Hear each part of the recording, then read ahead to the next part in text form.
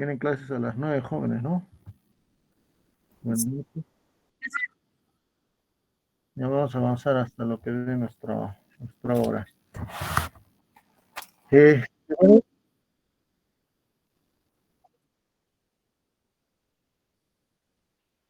ok, bueno, el tema acá en lo que es manejo de tuberculosis como parte del proceso infeccioso, sí es bastante igual, eh, tiene que ser bastante cronogramado, con cumplimiento de lo que son los estándares del tratamiento, de los esquemas TEBE, ¿no? Porque básicamente la infección por TB ya es conocida por ustedes, saben el agente causal, qué problemas y dónde afectarían las lesiones por TB. Y una de las afectaciones fundamentales justamente es la parte pulmonar, por toda la fisiopatología que ustedes conocen del Mycobacterium tuberculosis, ¿no? Obviamente se localiza sobre todo en los ápex de los pulmones, ¿no? Donde tiene un componente básicamente que tiene que ver con el ciclo de oxigenación y que le ayuda a sobrevivir en esas áreas. Y efectivamente, a expensas de esta colonización y daño del tejido parenquimal, van a empezar a generar lesiones cavitarias, ¿no? Cavernosas, que son las secuelas cavitadas que conocemos en la TB, ¿no? En realidad, mucho del problema que produce la tuberculosis depende, obviamente, de los factores epidemiológicos de la zona geográfica y las situaciones socioeconómicas también de la población a la cual afecta, ¿no? Entonces, en esa misma tendencia vemos que países que tienen índices de pobreza, inmunosupresión, pacientes que tienen problemas oncológicos, pacientes con VIH, pueden estar asociados a mayores lesiones parenquimales pulmonares, ¿no? El uso de drogas nuevas, efectivamente, en los esquemas terapéuticos que muchas veces requieren el tema de la sensibilización y la sensibilidad de los laboratorios, de los estudios que van a tener que tipificar a qué agentes antimicrobianos pueden ser sensibles los Mycobacterium. Entonces, mucho depende de las cepas que se tengan y el esquema que se vaya a utilizar. Tuberculosis en el mundo, por supuesto, tenemos casi más de 3.2 millones de muertes al año, que es un dato muy importante que se tiene todavía en el país con una incidencia bastante, digamos, en incremento, sobre todo en ciudades como la capital, ¿no? Acá vemos lesiones parenquimales, cavitadas con secuelas fibrocavitadas y también con aspergilosis, ¿no? Que es una de las primeras secuelas que uno va a ver en parénquima pulmonar cuando hace la cirugía pulmonar. Entonces, estos pacientes atraviesan una serie, por supuesto, de complicaciones desde la parte clínica, cuando el paciente empieza a tener hemoptisis o este sintomático respiratorio, y si este micobacterium obviamente no tiene un control, no solo desde el punto de vista inmunológico, sino también de las drogas adecuadas, pues el daño y el deterioro parenquimal pulmonar será cada vez mayor. En ese sentido, vemos que, por ejemplo, en cirugía de tuberculosis pulmonar hay que ver varios aspectos, ¿no? Cuando hablamos del diagnóstico, ¿no? Tenemos que ver los diagnósticos diferenciales en relación a TB. Y cuando hablamos con el enfoque de tratamiento, vamos a ver qué manejo se tiene que hacer en TB activa y en TB que, digamos, post esquemas de tratamiento, ¿no? Cuando el paciente ha negativizado, vale decir, que podría requerir también resecciones pulmonares, ¿no?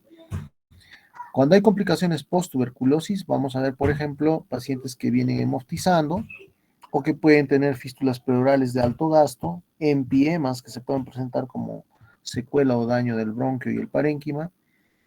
De igual manera pueden haber bronquiectasias con secuelas fibrocavitarias, ¿no? Los misetomas, los aspergilomas son frecuentes en lesiones fibrocavitadas por TB y mucho más en los casos de TBC, MDR y XDR que son extremadamente resistentes, ¿no?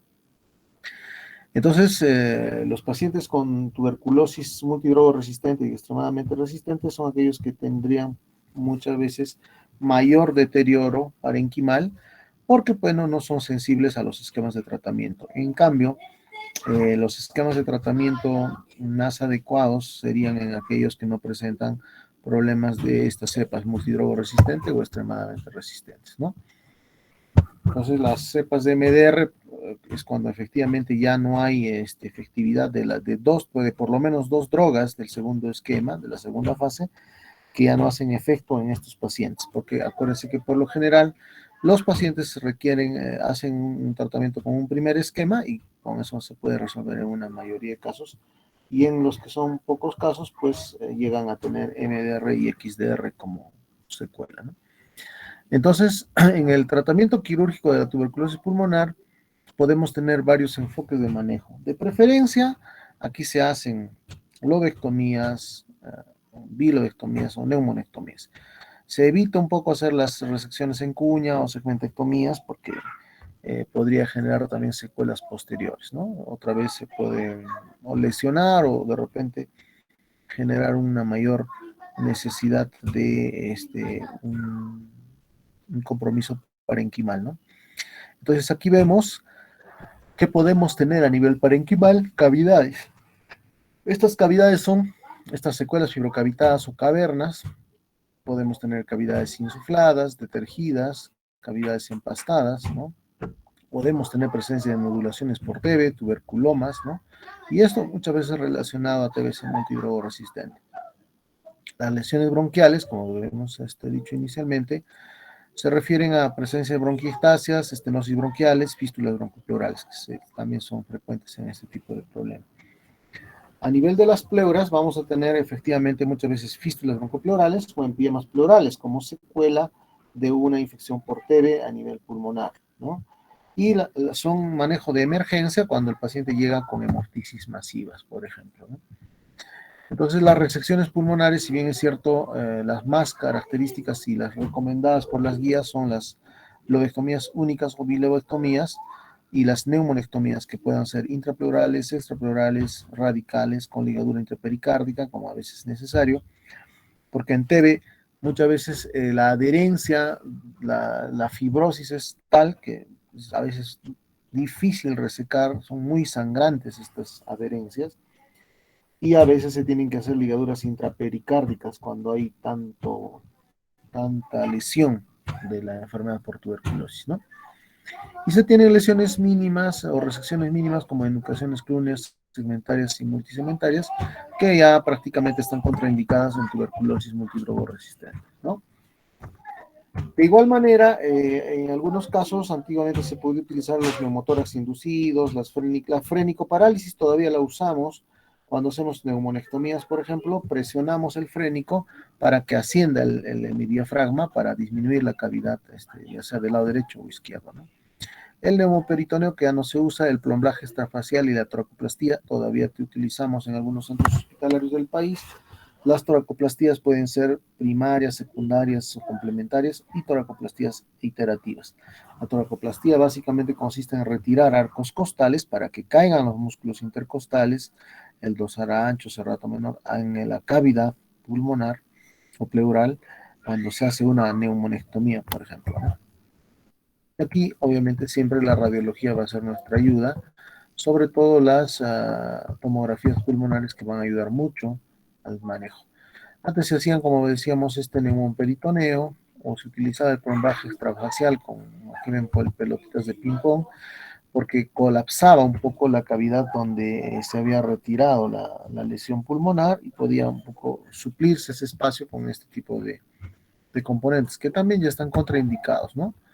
Aquí vemos, por ejemplo, las toracoplastías, sí, efectivamente una resección de arcos costales para que caigan algunos músculos y puedan colapsar cavidades que están en el ápice, ¿no? Aquí vemos una toracoplastía total, fíjense, todos los arcos costales retirados y los músculos intercostales han ido a presionar o sellar en la cavidad que se presentó en el lado derecho, en la tráquea, en el bronquio principal derecho, ¿no? Para evitar mucha fuga, porque a veces hay fístulas que son difíciles de recuperar. Entonces, este paciente vive con un solo pulmón, pero con una toracoplastía prácticamente total, ¿no? En el lado derecho. Y tenemos lesiones misecomatosas con presencia de este aspergiloma, lesiones bronquistásicas, y que además tienen gran tejido de vascularización y sangrantes. Entonces, este tipo de lesiones en el nivel pulmonar son bastante sangrantes, ¿no? Tenemos más misetomas cavidades detergidas, cavidades con presencia de micetoma. Aquí vemos igual otro micetoma, un espacio hidroaéreo, que son apicales, son lesiones apicales, las vemos acá. Igual aquí. Y bueno, ¿qué criterios de inclusión quirúrgica tenemos en estos pacientes? Los criterios de inclusión van a ser importantes. Es importante recordar, cuando operamos a estos pacientes, luego que hayan recibido un tratamiento adecuado con drogas de primera y segunda línea, primer y segundo esquema, y que además no hayan tenido resultados favorables y sigan dando positividad en el esputo, ¿no? La vaciloscopía. Entonces, no negativizan el cultivo ni del esputo. Si no negativizan, pese a que han recibido primer y segundo esquema, entonces podrían estar susceptibles a ser operados, ¿no? Es un criterio de inclusión. El otro criterio de inclusión son pacientes con lesiones localizadas como para practicar resecciones pulmonares. Vale decir, si están apicales, basales, periféricas y se trata de TB ya corroborada, por supuesto podría ser un criterio para practicar resecciones pulmonares. El tejido pulmonar remanente relativamente libre de la enfermedad, efectivamente. Si hay un buen tejido libre exento de la lesión, podría ser sujeto a un procedimiento quirúrgico, ¿no? Entonces, el riesgo quirúrgico, por supuesto, entenderá también el análisis del scan ventilación perfusión que a veces pedimos para hacer las cirugías o el riesgo neumológico. De igual manera, pacientes que hayan recibido por lo menos 3 meses de tratamiento antituberculosis con drogas de acuerdo a la sensibilidad y previamente establecida. Entonces, 3 meses de tratamiento anti-TB con drogas de acuerdo a sensibilidad podría ser un criterio de inclusión de ese paciente para pasar a cirugía. Paciente con tuberculosis multidrogo resistente que negativiza con el tratamiento, pero además alternan con periodos de positividad. Cada 2 meses hay positividad. Otra vez damos el tratamiento, negativiza, luego positiviza. Ese tipo de pacientes podrían ir también como pacientes para criterios de inclusión quirúrgica, ¿no? Bueno, algunos pacientes con lesiones TBC-MDR, con lesiones avanzadas que son no resecables y susceptibles a terapia de colapso, podrían llegar a ser o a tener un criterio de inclusión quirúrgica, ¿no? El objetivo del tratamiento quirúrgico en tuberculosis, entonces, es permitir la conversión del esputo positivo en negativo, extirpar el principal foco de infección del Mycobacterium tuberculosis, disminuir la probabilidad de contagio a otras personas, que es lo más importante, abaratar los costos de demanda del prolongado tratamiento individualizado con drogas, ¿no? Pese a que hay muchas drogas que son sustentadas por organismos internacionales como la OMS, pero obviamente pues esto también tiene un costo, ¿no? En la parte preoperatoria tenemos que tener obviamente al paciente con un tratamiento previo anti-TB por lo menos de mayor o igual a 3 meses de tratamiento. Pruebas de función pulmonar para ser operado, sí, requiere una espirometría, requiere un scan ventilación perfusión para ver cuánto está perfundiendo el pulmón derecho y el pulmón izquierdo, de acuerdo a la cantidad de lesiones fibrocavitarias, y determinar si el paciente es tributario de cirugía, ¿no? Los estudios radiológicos, como son las tomografías, los que nos ayudan a ver mejor la lesión y poder hacer un plan quirúrgico. El soporte nutricional es importante, pacientes que están en estado obviamente de desnutrición y todo, se nos requiere por lo menos mejorar la parte nutricional para que la intervención sea mejor llevadera, mejor manejada, sobre todo en la recuperación de la cicatriz y también las proteínas que van a ayudar a que se cierren las suturas, ¿no? Muy bien, entonces los exámenes auxiliares de rutina son aquellos que normalmente pedimos en un riesgo quirúrgico: hemograma, glucosa, creatinina, tiempo de coagulación y sangría, todo lo que es la parte de exámenes de orina y también la función o el riesgo quirúrgico, ¿no? Un electrocardiograma, una valoración por el cardiólogo si es paciente mayor a 60 años o el neumólogo si es una lesión pulmonar, ¿no? En el intraoperatorio tenemos que tener primero el uso de la profilaxis antibiótica, con antibióticos que ayudan a que eviten infección en la herida operatoria. Si utilizamos tubos de doble lumen, tubo endotraqueal de doble lumen para el manejo de este tipo de toracotomías. Se hace uso de una toracotomía posterolateral estándar. Hay que tener una técnica meticulosa porque hay muchos sangrados y si no vamos lentamente liberando estos tejidos, porque habíamos visto que las adherencias son muy sangrantes, ¿no? En el intraoperatorio también hay que tener cuidado de que debamos extirpar todo el tejido lesionado por TB, la lesión cavitada, o peor si es que tiene presencia de aspergilosis, Evitar la excesiva desvitalización del muñón bronquial, porque ahora utilizamos mucho los clamps las suturas autoestáticas bronquiales. Ya no utilizamos tanto suturas separadas, sino las autoestáticas o mecánicas, para evitar desvitalizar el muñón bronquial, que a veces por esa razón se generaban muchas fístulas, ¿no? Y evitar resecciones segmentarias en cuña, que lo habíamos visto, ¿no? El paciente para toracotomía hace una intervención con un tubo de doble lumen. El tubo de doble lumen tiene un lumen que es bronquial y el otro que es traqueal. Se cataloga bien y se aísla el pulmón que va a ser operado y con el que no va a ser operado, ¿no?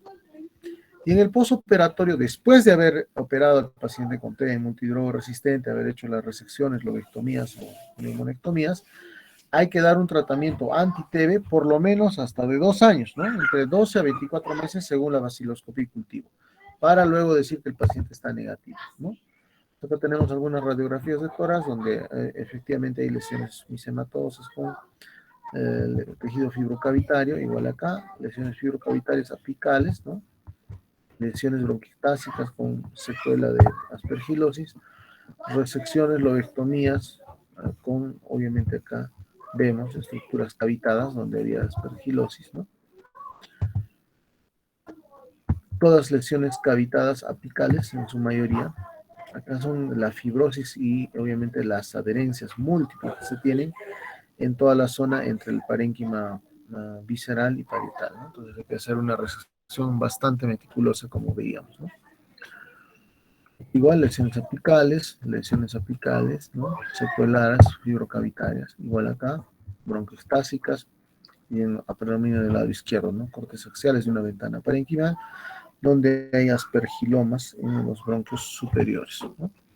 Aquí tenemos el hemitórax derecho, con obviamente una resección pulmonar, una neumonectomía derecha, y esta es la neumonectomía izquierda. Acá vemos el saco pericárdico, el nervio frénico, aquí está el ilio, las suturas que se han realizado, arteria, vena, bronquio, y el arco de la aorta, ¿no? El arco de la aorta. Entonces, las resecciones sí pueden ser bastante drásticas y estrictas, inclusive con alguna disección intrapericárdica. Cuando no se logra hacer este tipo de suturas o utilizando las grapas mecánicas, muchas veces hemos abierto la parte pericárdica para llegar a hacer suturas intrapericárdicas por el peligro del sangrado, ¿no? Entonces, esto es lo que podemos decir en el caso de tuberculosis. Fíjense acá, las adherencias son bastante firmes entre la pleura parietal y visceral, y que se van a ir resecando progresivamente con mucha meticulosidad para evitar sangrados. Porque acuérdense que el parénquima pulmonar, que está lleno de misetomas, tiene bastante vascularización. Por eso que un paciente que a veces llega ya o ha recibido esquemas de tuberculosis puede llegar a las emergencias con hemoptisis masivas por efecto de la vascularización que se da alrededor de los misetomas o de las secuelas fibrocavitadas en tuberculosis, ¿no? Aquí tenemos igual otra resección, una lobectomía superior izquierda. Acá vemos el lóbulo superior, el lóbulo inferior, ¿no? Y aquí está cómo se va diferenciando tanto entre el bronquio y los vasos para hacer las respectivas disecciones y ligaduras, ¿no? Ese ya es un pulmón desuflado, que no está insuflado. Y luego cuando hay básicamente un incremento de presión a nivel de la intubación endotraqueal, estos pulmones, veremos sobre el parénquima pulmonar, veremos que se expanden totalmente. Pues colocamos drenes antero superior, posterior basales, hacemos la fenicotripsia o fenicoparálisis en este nervio que ven acá, que es el frénico. Utilizamos una pinza Adson y la presionamos 2 veces o la quemamos con electrocauterio para que el hemidiafragma de ese lado ascienda y disminuya la cavidad que va a quedar una vez que hayamos retirado uno de los lóbulos o cuando se ha hecho las neumonectomías también, ¿no? Más lesiones cavitadas con presencia de aspergilosis. Y bueno, de esos casos, si bien es cierto, en el seguro no tenemos tantos como en el Ministerio de Salud, pero sí, el tratamiento es lo mismo, se hace en las mismas condiciones para poder tener el prequirúrgico y la necesidad quirúrgica de hacer resecciones por daño de TER, ¿no?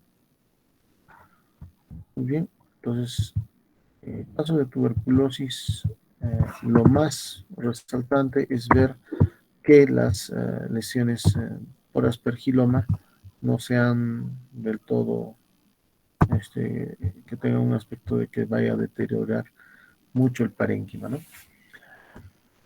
Muy bien, entonces tuberculosis básicamente es presencia de micetomas, ¿no? Presencia del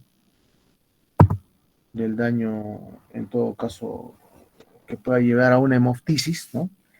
Por secuela, por hipervascularización alrededor de la lesión micótica, ¿no? En este caso, que es lo más frecuente. Y luego el manejo, como habíamos dicho, hasta de 2 años con medicamentos anti-TB, ¿no? De acuerdo, por supuesto, también a la sensibilidad de cultivo. Eso es lo que siempre se tiene que valorar.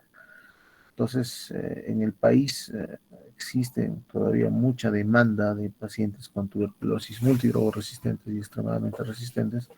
En la región, acá en Cusco, sabemos que últimamente han habido 2 casos de XDR, pero que felizmente luego de los esquemas empleados han sido dados de alta exitosamente, que no han requerido tratamiento quirúrgico y una de ellas sí. Eh, pero bueno, si vemos a nivel del ministerio, veremos mucho más casuística, al menos en nuestra región, ¿no? De pacientes con tuberculosis. Sobre todo las zonas que tienen mayor complicación, canas canchis espinar y la convención, ¿no? El BRAE, todo eso son poblaciones que pueden tener mayor vulnerabilidad de presentar epidemiológicamente lesiones por TB que requieran un tratamiento quirúrgico por la especialidad, ¿no? Entonces, esto es lo que podemos comentar de tuberculosis. No sé si tenemos alguna consulta. No sé si está claro cuáles son las indicaciones quirúrgicas para operar lesiones por tuberculosis.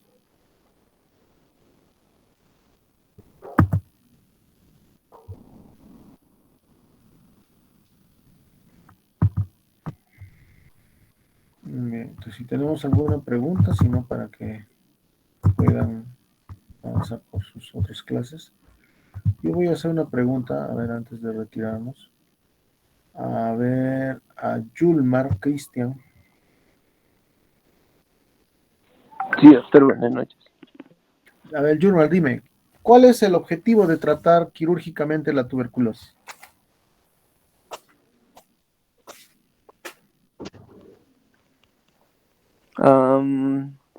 Pues en este caso, básicamente evitar una complicación mayor, ¿no?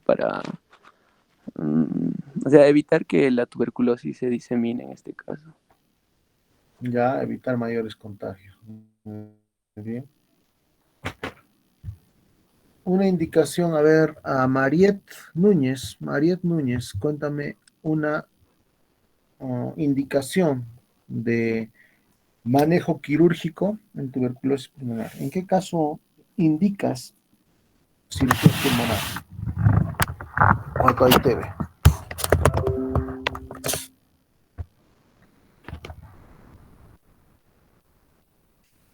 ¿Cuándo le dices a tu paciente, a ver, señor, usted ya ahora requiere cirugía? ¿En qué caso? A ver, Catherine Pamela Ferrer Fernández, que es Catherine Pamela.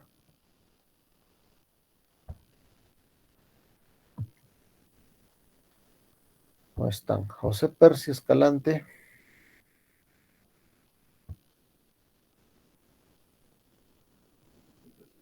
Presente, doctor. A ver, José, dame una indicación quirúrgica en tuberculosis pulmonar. ¿Cuándo le dice a tu paciente que va a requerir una intervención? Que ya sabes, obviamente, que es TB, ¿no?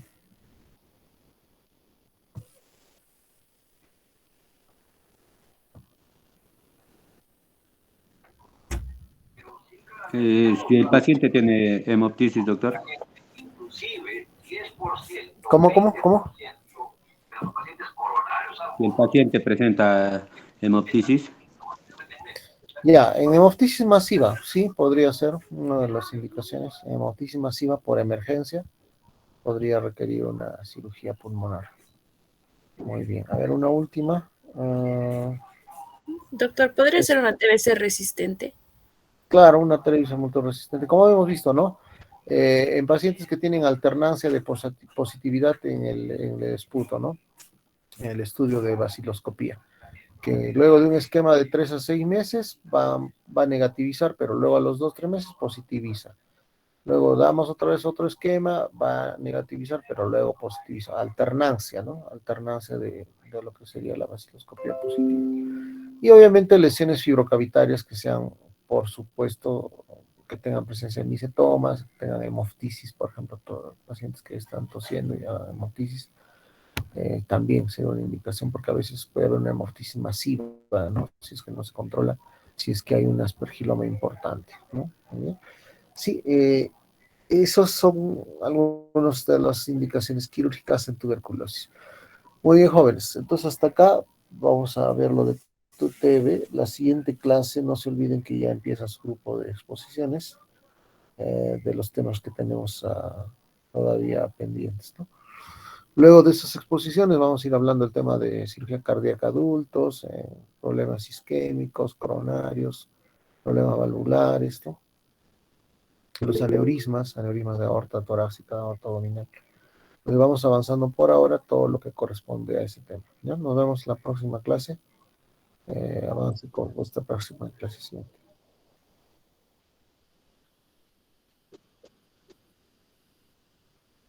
Ya, no hay problema. Ahora mándame un mensajito para que te lo reenvíe.